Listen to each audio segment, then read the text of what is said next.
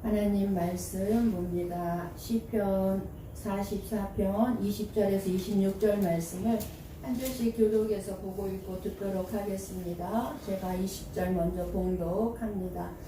우리가 우리 하나님의 이름을 잊어버렸거나 우리 손을 이방 신에게 향하여 폈더면 하나님의 이름을 알아주지 아니하셨으리까 무릇 주는 마음의 비밀을 아시나이다.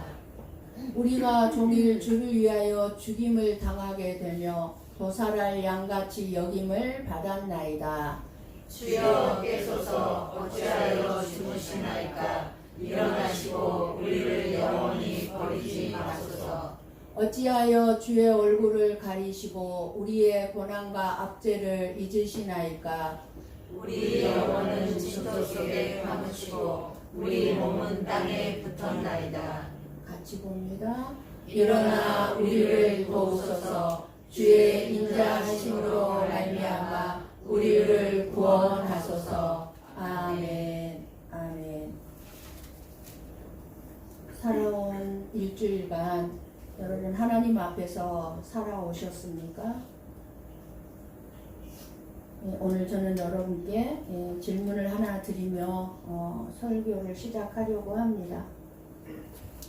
혹시 여러분 중에 하나님 앞에 정직하게 살아보려고 애썼는데도 오히려 여러분의 인생이 더 꼬이는 것 같은 그런 경험을 하신 분이 계십니까? 우리가 신앙생활을 하면서 가장 견디기 힘든 순간이 언제일까요? 고난 그 자체보다 더 괴롭게 하는 것은 이유를 알 수 없는 내 삶의 고난과 그리고 아무리 부르짖어도 응답이 없는 하나님의 침묵일 것입니다. 내가 하나님을 떠나 죄를 지었거나 하나님을 멀리해서 당하는 고난이라면 우리도 알죠. 그러면 우리가 회개하면 됩니다.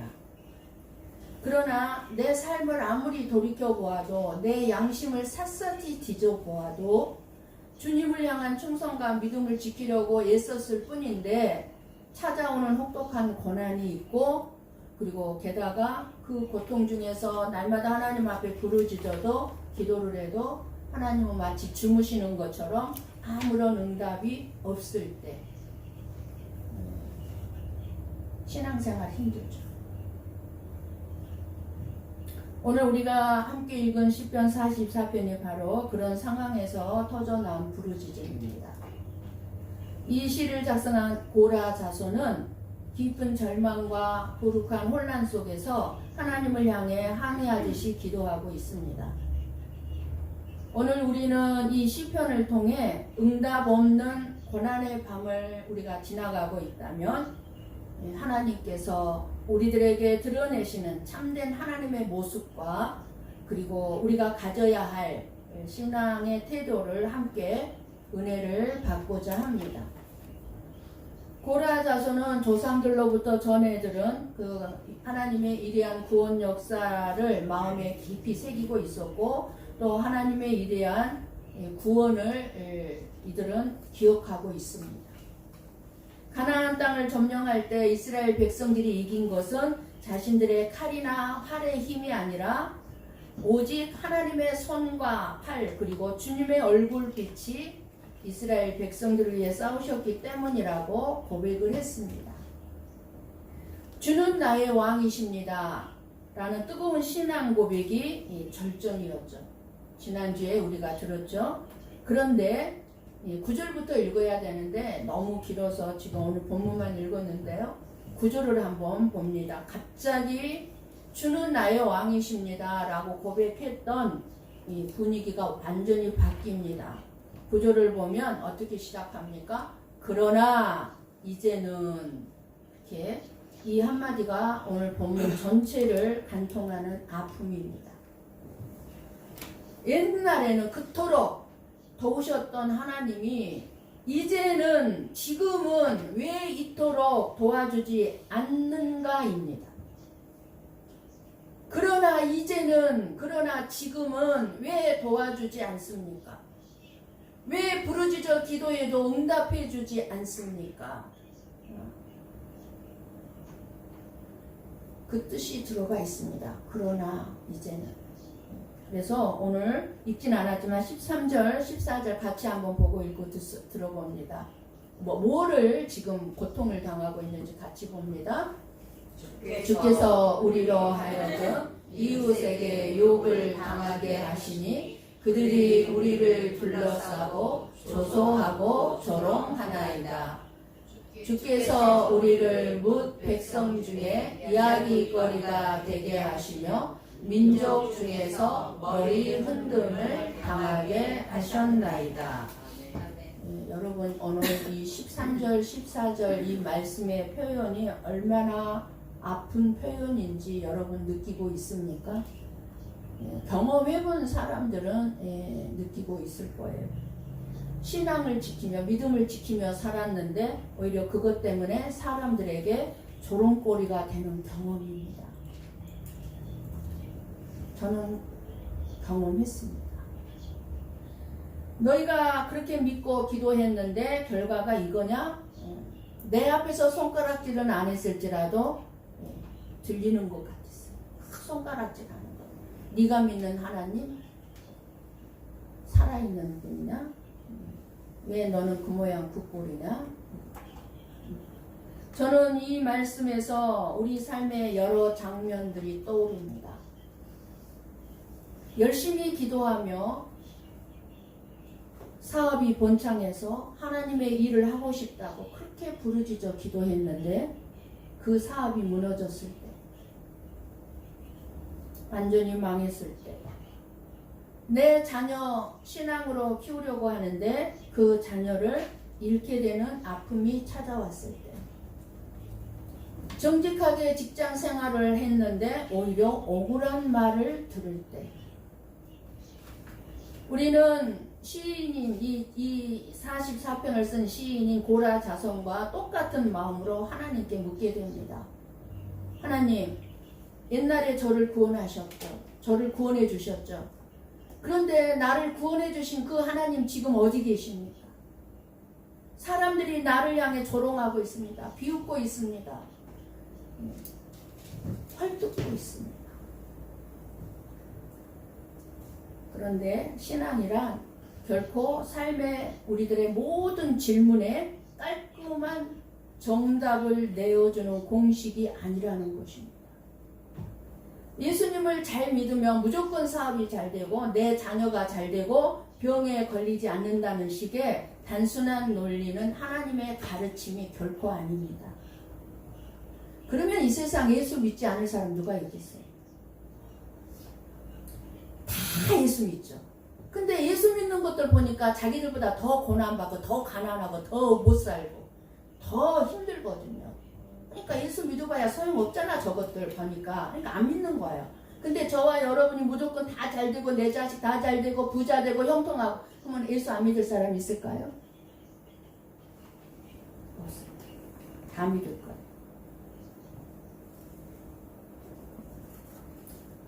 때로는 이유를 알 수 없는 고난이 찾아오고 하나님은 철저히 침묵하시는 것처럼 보일 때가 너무너무 많습니다. 그래서 22절에 우리가 도살할 양 같습니다. 우리가 종일 주를 위하여 죽임을 당하게 되며 도살할 양같이 여김을 받았나이다. 누구를 위하여? 주를 위하여 살았는데 도살할 양같이 되었다는 거. 그리고 23절에 같이 봅니다. 주여 깨소서 어찌하여 주무시나이까 일어나시고 우리를 영원히 버리지 마소서. 아멘. 하나님 어찌하여 응답해 주지 않습니까? 라고 물으며 답을 찾지 못한 채 기도를 마쳤습니다. 사도 바울은 로마서 8장 36절 말씀합니다. 같이 봅니다. 기록된 바 우리가 종일 주를 위하여 죽임을 당하게 되며 도살할 양같이 여김을 받았나이다 함과 같으니라. 사도 바울이 얼마나 핍박을 많이 받았습니까? 그럴 때 오늘 본문 22절 말씀을 인용했던 것입니다. 우리가 종일 주를 위하여 죽임을 당하게 되며 도살할 양같이 여김을 받았나이다. 우리가 고난을 받는 이유가 죄 때문만이 아니죠. 대부분 죄 때문에 고난을 받습니다. 사실은 죄 때문에. 그런데 놀랍게도 주를 위하여 받는 고난이 있다는 것입니다. 주를 위하여 살았고 주를 위하여 했는데도 받는 고난이 있다는 깨달음입니다.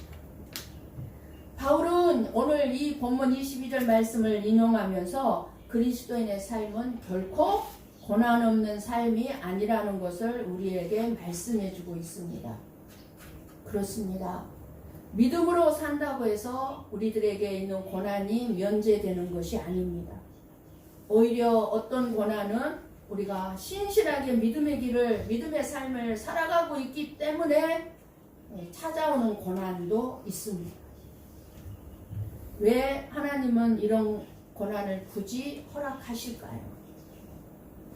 평안할 때는 내 자신의 힘과 계획으로 내 삶을 얼마든지 살 수 있다고 믿기 때문입니다. 그러나 내 힘으로 해결할 수 없는 고난을 만날 때 우리는 비로소 나의 한계와 약함을 인정할 수밖에 없습니다. 시편 119편 71절을 봅니다. 같이 봅니다. 고난 당한 것이 내게 유익이라. 이로 말미암아 내가 주의 율례들을 배우게 되었나이다. 아멘. 내 자아가 내려놓아진 그 빈자리에 하나님의 주권과 은혜가 들어오면서 단순히 머리로만 알던 하나님을 고난을 통해서 실질적인 나의 구원자는 주님밖에 없구나 라는 사실을 경험하게 되고 알게 된다는 것입니다. 그것이 지금 71절 말씀의 고백이에요. 그래서 저와 여러분에게 고난이 없으면 저주예요. 여러분 고난 두려워하지 마세요. 와라 얼마든지 복이에요. 복. 그래서 절대 고난 없는 삶을 살아가는 사람들 부러워하지 마세요. 그 사람은 저주를 받고 있는 거예요. 진짜예요. 진짜예요. 그래서 저와 하나님의 자녀라면 우리의 마음에 고난이 다 있습니다. 왜요? 하나님만을 의지하게 합니다. 하나님을 알게 합니다. 고난은 말로만 들었던 그 하나님을 몸소 우리가 겪어서 내 삶의 체험으로 알게 되는 하나님으로 바뀌게 되는 것입니다. 그래서 욥기에서 엄청난 고난을 겪었던 욥의 고백이 대표적이지 않습니까? 한번 42장 5절 말씀을 봅니다. 욥기 같이 봅니다. 내가 주께 대하여 귀로 듣기만 하였사오나 이제는 눈으로 주를 배움나이다.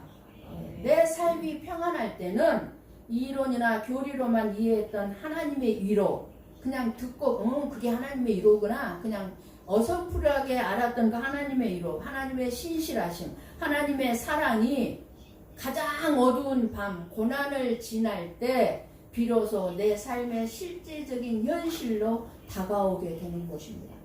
그러니까 내가 주께 대하여 귀로 듣기만 설교를 듣기만 했다는 거예요. 근데 이제는 눈으로 주를 배운다니까 이제는 뭐예요? 고난을 겪어보니 그 고난을 통해서 이제 내가 눈으로 주님을 보게 된다. 귀로 듣는 거 필요 없다는 거예요. 내 눈으로 직접 봤기 때문에. 금이나 은을 불에 넣어 순수하게 만드는 것처럼 고난은 저와 여러분의 신앙과 삶에서 불필요한 껍데기, 우리의 인생의 불필요한 껍데기, 즉 세상적인 욕심, 헛된 가치, 잘못된 내 인간의 의지를 다 불태워버립니다. 그게 고난이에요. 내 안에 감추어져 있는 나도 알지 못하는 내 교만. 우리는 다 나는 겸손한 자야. 아니요. 한 사람도 없어요. 겸손한 자. 다 감추어져 있어요. 교만. 위선. 거짓 이것들을 제거하기 위한 것은 필요한 것은 이것들을 제거할 수 있는 필요한 것이 고난인 것입니다. 고난을 겪어야 우리는 동성의 자리로 나아가. 그 고난을 통해서 내가 진짜 의지하고 있었던 것이 무엇인지 드러나게 됩니다. 여러분, 지금 여러분이 돈을 의지하지 않는다고 생각하고 있는 분이 있을 거예요. 근데 진짜 고난을 한번 만나보세요. 그러면 내가 돈을 의지하고 있었구나 하고 드러나요. 우리가 어떻게 살아가야 할지 삶의 본질을 알게 하기 위한 고난인 것입니다. 하나님은 고난에서 멀리 떨어져서 구경만 하시는 분이 아니라 고난의 현장 한가운데 우리와 함께 계시는 분인 줄 믿습니다. 아멘. 다니엘의 세 친구가 뜨거운 고난의 영광로 불꽃 속에 던져졌을 때 그들과 함께 거니셨던 분이 바로 예수 그리스도셨습니다. 하나님이셨습니다. 고난은 그 자체로 끝나는 것이 아니라 우리의 성품을 만들고 궁극적인 소망을 바라보게 합니다. 고난이 없으면요, 이 세상이 좋으니 그냥 이 세상에서 영원히 살고만 싶어해요. 그런데 고난이 있으면 뭐예요? 이 세상 더덥다, 헛되다. 오직 어디를 바라봐요? 하나님의 나라를 바라보게 되어 있어요. 그래서 로마서 5장 3절 4절을 봅니다. 같이 봅니다. 다만 이뿐 아니라 우리가 환난 중에도 즐거워하나니 이는 환난은 인내를, 인내는 연단을, 연단은 소망을 이루는 줄 알리로다. 아멘. 그러니까 고난을 통과하면서 이루어진 연단된 우리의 신앙은, 믿음은 눈앞에 어떤 내 환경에 흔들리지 않고 영원한 하나님의 약속을 바라보는 깊은 신뢰로 우리를 이끌어갑니다. 고난이. 그래서 오직 소망을 이루는 하나님의 나라를 바라보고 이겨내게 되는 거예요. 고난을. 이 땅의 삶만 바라보면 우리에게 주어진 고난을 이겨낼 수가 없습니다. 좌절하고 절망하고 결국에는 자살까지 가는 거예요. 그런 사람들이. 하나님은 고난이라는 은혜의 위장을 통해서 우리의 교만을 낮추시고 겸손하게 하시고 우리 신앙의 껍데기를 벗겨내요. 신앙생, 종교생활의 껍데기죠. 종교생활. 그리고 어둠 속에서 나와 함께 울고 계신 예수님만을 바라보게 하심으로 저와 여러분에게 예수님이 어떤 분인가를 알려줍니다. 우리들의 고난에 대한 물음에 대한 하나님의 궁극적인 응답이 무엇입니까? 왜 나에게 이 고난이 있습니까?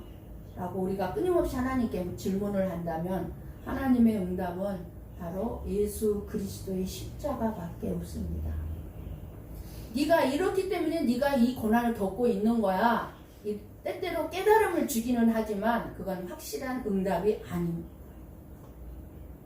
오직 예수 그리스도의 십자가가 하나님의 응답입니다. 하나님은 침묵하고 계신 것이 아니었습니다. 독생자 예수 그리스도가 십자가에서 나의 하나님 어찌하여 나를 버리시나이까 라고 부르짖으실 때 하나님은 하는 문을 완전히 닫아버리고 침묵하셨습니다. 왜입니까? 도살당할 양처럼 찢기시는 예수 그리스도의 침묵과 그 고통을 통해서 저와 여러분을 구원하시기 위함이었습니다. 그러니까 저와 여러분에게 있는 고난은 우리를 구원하기 위함이에요. 구원하기 위함. 그러니까 고난이 없으면 구원도 없다는 거예요. 한마디로 얘기해서. 따라서 응답이 없는 고난은 하나님이 나를 버리셨다는 증거가 아닙니다. 여러분들이 아무리 기도해도 응답이 없네? 하나님이 나를 버리셨나 봐. 내 기도에는 응답하지 않으시나 봐. 아닙니다. 때가 있는 거예요.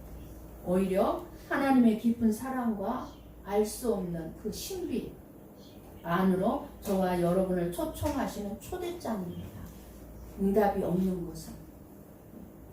그러나 하나님은 이미 응답하고 계시는 거예요. 근데 우리가 내가 원하는 응답이 주어지지 않으니까 응답이 없다고 생각하는 거죠. 고난의 밤을 통과할 때 비로소 우리는 하나님의 놀라운 사랑을 새롭게 깨닫게 되는 것입니다. 23절에 감히 피조물이 창조주 하나님을 향해서 주여 깨소서 어찌하여 주무시나이까 일어나시고 우리를 영원히 버리지 마소서라고 외치고 있습니다. 하나님은 졸지도 않으시고 주무시지도 않은 분임을 몰라서 이렇게 기도했겠습니까? 아닙니다. 지금 느끼는 이 하나님의 부재와 침묵이 그만큼 내가 힘들다는 거예요. 내가 너무 고통스럽다는 거예요. 그러니까 일어나라고 하나님은 왜 주무시고 계시느냐고. 나는 지금 죽을 것 같은데. 예를 들어 어린아이가 수술을 받아야 살 길이 있습니다. 그래서 수술실에 들어가기 전에 아이가 아버지에게 말합니다. 아빠, 나 너무 아파. 나 좀 안 아프게 좀 어떻게 해줘. 나 좀 안 아프게 해줘. 그런데 아버지는 이 아이의 고통을 당장 없애주지 못합니다. 오히려 아이를 수술실에 들여보내고 맙니다. 그리고 수술실 문이 닫힙니다. 아이의 입장에서는 아버지에게 아빠 나 너무 아파. 나 좀 안 아프게 해줘. 안 아프게 해줘. 그랬는데 오히려 아빠는 보이지 않습니다. 자기를 버린 것처럼 느껴질 수 있습니다. 아빠는 왜 나를 고쳐주지 않고 안 아프게 해주지 않고 왜 나를 수술실에 집어넣고 혼자 갔지? 그렇게 생각을 합니다. 그러나 아버지는 떠난 것이 아닙니다. 수술실 밖에서 아이의 수술이 끝나기를 기다리고 있습니다. 왜 아픔을 허락하고 있습니까? 아버지가 아이를 살리기 위해서입니다. 물론 이것을 하나님이 주시는 모든 고난의 이유라고 단정 지을 수는 없습니다. 하나님의 말씀도 모든 고난의 이유를 우리에게 설명해 주지 않습니다. 그래서 다 몰라요. 판단해서는 안 돼요. 다른 사람이 겪고 있는 고난을 보면서 우리가 함부로 판단해서는 안 돼요. 우리는 이유를 알 수 없기 때문에. 하나님이 말씀해 주지 않기 때문에. 본인에게 해줄 수는 있겠죠. 깨달음을 통해서.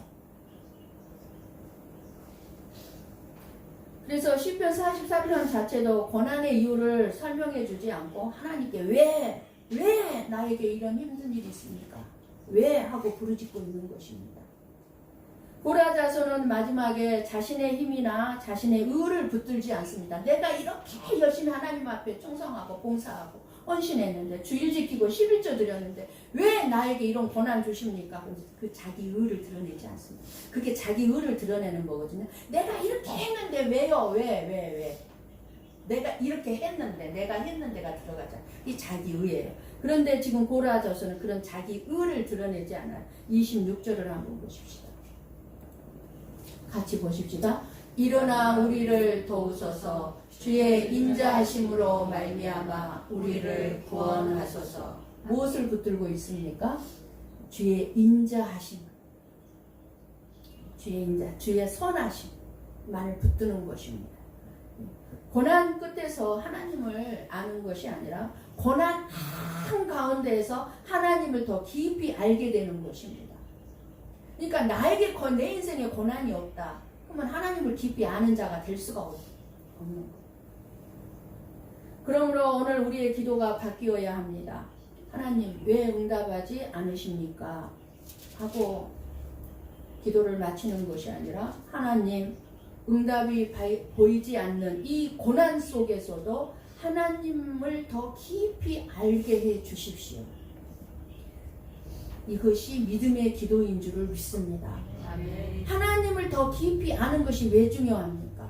하나님을 더 깊이 알게 되면 고난의 이유와 고난이 아무것도 아니게 돼요. 하나님을 모르니까 고난이 커 보이는 거예요. 힘든 거예요. 그냥 하나님을 알면 고난이 두렵지가 않게 되는 거예요. 여기서 저는 여러분과 함께 아주 중요한 질문을 나누고 싶습니다. 하고 저와 여러분은 인생에 아무 문제 없이 형통할 때 과연 하나님을 진심으로 찾고 묵상하고 있습니까? 여러분들이 형통할 때 모든 일이 잘 되고 편안하고 막 내가 원하는 것들이 막 이루어지고 막 그럴 때 진짜 하나님을 찾고 하나님을 묵상합니까? 솔직히 말씀드리면 저부터도 그렇지 않습니다.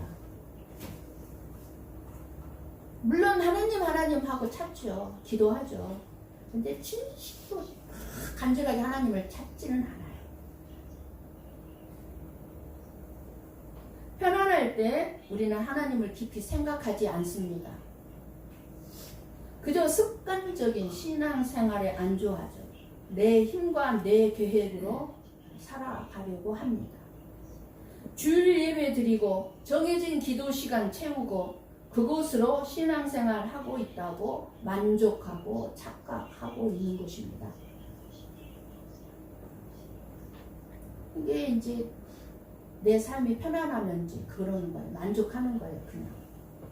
그러나 내 삶이 무너지고 열심히 믿었음에도 불구하고 이해할 수 없는 고통과 억울함이 밀려올 때 우리는 비로소 비명과 같은 질문을 던지게 되는 것입니다.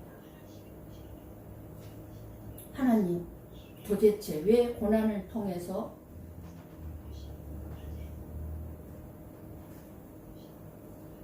하나님을 꼭 알게 해야만 하시는 것입니까?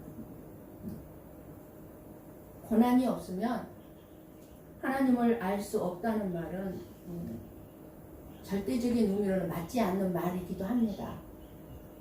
그런데 실질적으로 보면 알 수 없어요. 전폭적인 하나님의 어떤 개입하심과 역사하심이 있다면 모를까. 그래서 우리는 오늘 말씀 그리고 예배 그리고 기도 하나님이 창조하신 이 창조 세계 그리고 성령의 역사 사랑과 은혜를 통해서도 우리는 하나님을 알아가고 있습니다. 그러나 오늘 하나님이 저와 여러분에게 말씀해 주시는 것은 고난이 하나님을 아는 지식을 매우 깊게 만드는 특별한 통로가 되고 있다는 것입니다. 고난이 오면 하나님이 주신 것들이 하나씩 흔들립니다. 뭐를 주셨죠? 저와 여러분에게 건강도 주셨습니다. 그런데 건강이 흔들립니다. 고난이 오면. 그리고 재정도 흔들립니다. 인간관계도 흔들립니다. 내가 의지하던 계획도 무너집니다. 그래서 중요한 질문이 이제 생기는 것입니다.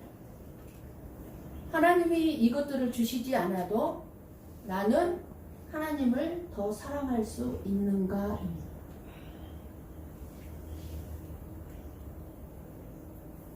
내가 원하는 걸 주시지 않아요. 나에게 고난이 계속 있어도 나는 하나님을 사랑할 수 있는가? 바로 여기서 하나님 자신을 알아가는 믿음이 시작되는 것입니다. 우리는 평소에는 내 자신이 하나님을 의지하고 있다고 생각합니다. 저나 여러분 똑같죠? 평소에 다 하나님 의지하고 살고 있죠.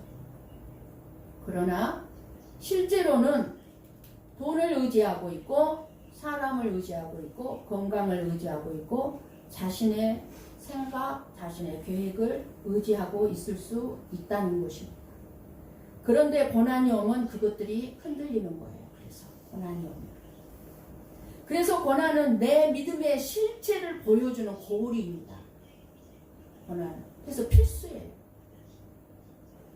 나는 하나님을 믿는다고 말을 하고 있지만 사실은 하나님이 주신 것을 더 의지하고 있었구나.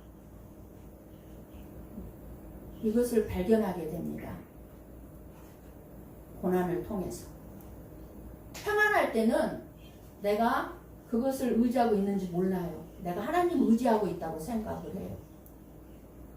고난을 겪게 되면 내가 하나님보다 이런 것들을 더 의지하고 있었구나 알게 되는 거예요.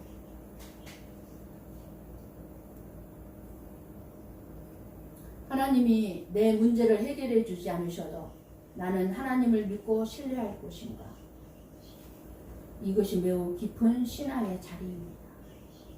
그래서 고난의 가장 큰 유익은 내 인생의 문제 해결이 아니라 내가 하나님을 더 아는 것입니다. 그건 문제될 게 없어지니까.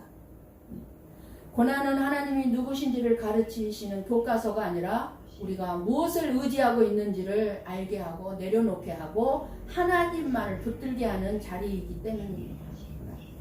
그래서 고난이 하나님을 알게 하는 것이 아니라 고난 가운데 계신 하나님을 만나는 것이 하나님을 알게 하는 것입니다. 그러니까 내가 고난 가운데 있으면 부르짖게 되고 부르짖게 되면 하나님을 만나게 되고 그러니까 그 하나님을 알아가게 되는 거예요. 그래서 근데 내가 편안하면은 기도하죠. 저희 하루도 기도하지 않고 넘어가는 날 없습니다. 저 날마다 기도하죠. 그러나 정말 하나님만을 처절하게 붙드는 기도는 아니다. 응답이 없어서 하나님을 잃어버리는 사람이 있는가 하면 응답이 없기 때문에 오히려 하나님을 붙들면서 하나님을 더 깊이 알아가는 사람도 있습니다. 여러분 아이러니하게도요. 오늘 말씀 시인은 고라자손은 1절부터 8절까지는 그 위대한 신앙 고백이죠. 주는 나의 왕이십니다 라는 고백을 끌어올릴 수 있는 바탕은 다름 아닌 고라자손이 겪고 있었던 극심한 고난이었음을 알 수가 있습니다. 고난이 있었기 때문에 주는 나의 왕이십니다. 이 고백을 하게 됩니다. 고난이 밀려오지 않았다면 고라자손은 조상들의 하나님이 곧 나의 하나님이라고 하나님이 진짜 나의 왕이시라고 이토록 절박하게 묵상하지 않았을 것입니다. 고난은 저와 여러분을 벼랑 끝으로 내몰기도 합니다만 그 벼랑 끝에서 우리는 비로소 깨닫게 됩니다.